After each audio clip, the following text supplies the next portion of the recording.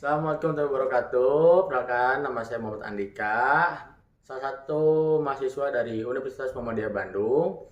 Kan melakukan beberapa wawancara perihal pertanyaan yang berkaitan dengan beberapa masalah yang sedang terjadi di kehidupan masyarakat saat ini. Di sini ada ibu saya, seorang guru dari SDN 1 Warung Jeruk, yang akan saya wawancarai tentang perihal masalah kali ini. Oke, Ibu bisa perkenalkan dulu kepada teman-teman sekalian. Assalamualaikum warahmatullahi wabarakatuh. Perkenalkan saya Ibu Kiki Hartati, seorang guru SD dari SDN 1 Warung Jeruk. Pada kesempatan kali ini saya akan mencoba membantu tugas dari Muhammad Andika mengenai permasalahan-permasalahan yang terjadi pada saat ini. Oke, sekian dari perkenalan kita ke hari ini. Kita akan lanjut saja langsung ke pertanyaan ya Bu. Pertanyaan pertama itu, mengapa masih banyak orang-orang di media sosial yang masih saling menghina atau menjelekkan kepercayaan orang lain? Bisa Ibu mungkin beri penjelasan atau penyelesaian dari menurut Ibu sendiri, Bu? Ya, memang pada saat ini banyak sekali permasalahan-permasalahan yang terjadi, apalagi dalam media sosial. Banyak orang-orang yang belum bisa menggunakan media sosial dengan bijak ya, karena memang mungkin kurangnya saling menghormati, toleransi antar umat beragama. Mungkin solusinya dengan cara menanamkan kembali norma-norma atau nilai-nilai moral dan saling menghargai dalam kehidupan masyarakat. Juga terutama masyarakat itu kurang mengetahui atau kurang pemahaman mengenai bagaimana menggunakan media sosial dengan bijak. Mungkin itu saja. Jadi maksud Ibu tuh kita ini harus menggunakan media sosial dengan bijak dan juga Betul, benar ya guys. betul. Harus memilah-milah mana yang baik, mana yang buruk. Oke. Bu, kalau gitu kita lanjut ke pertanyaan kedua ya Bu. Menurut Ibu bagaimana cara menangani orang-orang yang menggunakan media sosial itu dengan cara yang salah? Contohnya seperti mereka yang selalu suka mengejek orang lain di sosmed, bahkan mengujarkan mereka untuk melakukan tindakan yang tidak seharusnya dilakukan oleh mereka, Bu. Menurut Ibu bagaimana tuh? Menurut Ibu mungkin kita jangan terprovokasi atau terprovokator oleh media atau berita-berita pada media sosial saat ini. Kita harus lebih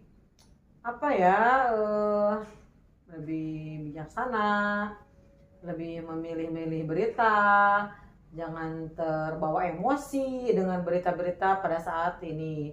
Juga dengan cara kita itu meningkatkan rasa peduli, dan tidak bersikap acuh. Kemudian kita lebih bisa untuk literasi digitalnya itu harus lebih ditingkatkan, mungkin seperti itu.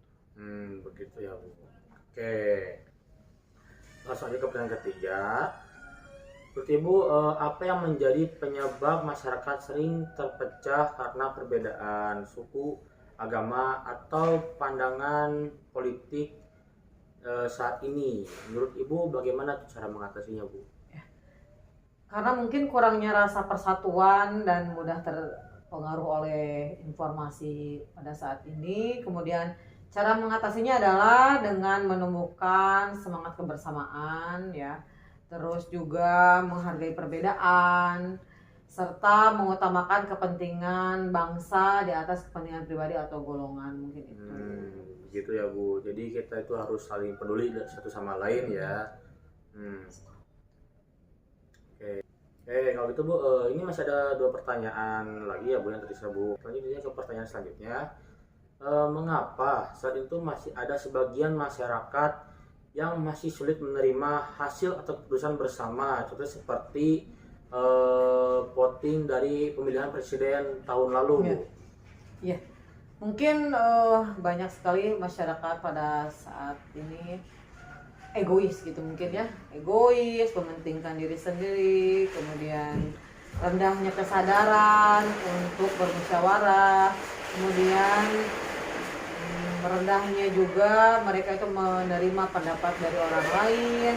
Diperlukan juga sikap terbuka harus lebih bijak dan siap menghormati keputusan yang diambil secara adil demi kepentingan bersama.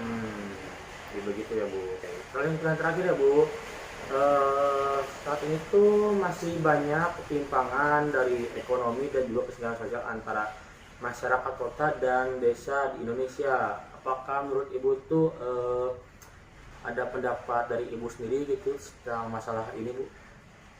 Untuk pertanyaan nomor 5 itu mungkin tentang pemerataan kesejahteraan di Indonesia atau di negara kita itu belum optimal gitu ya. Kemudian juga seperti ada bantuan-bantuan pun itu mungkin kurang maksimal dan kebanyakan itu masih tidak tepat untuk sasaran-sasaran dari bantuan tersebut. Kemudian akses-akses dari pendidikan, pekerjaan, serta teknologi masih berbeda. Solusinya adalah memperkuat kebijakan yang berpihak pada keadilan sosial dan pembangunan merata di seluruh wilayah. Mungkin pemerintah itu lebih rata, lebih bijak untuk kesejahteraan masyarakatnya belum berimbang lah antara di kota dan di kampung, mungkin itu. Oke, jadi mendapat jawaban dari kelima pertanyaan kali ini. Oke, sebelum mengakhiri sesi wawancara kali ini, mungkin Ibu ada sedikit pendapat atau beberapa kata-kata bagi teman-teman kita yang akan melihat video kali ini? Ya, untuk pendapat dari Ibu mungkin itu hanya sebagian kecil dari pendapat dari Ibu untuk beberapa pertanyaan yang disampaikan. Mungkin kurang dan lebihnya Ibu mohon maaf. Apabila ada kesalahan-kesalahan mungkin itu manusiawi, dan mohon maaf apabila memang jawaban-jawabannya kurang memuaskan. Mungkin itu saja. Terima kasih. Wassalamualaikum warahmatullahi wabarakatuh.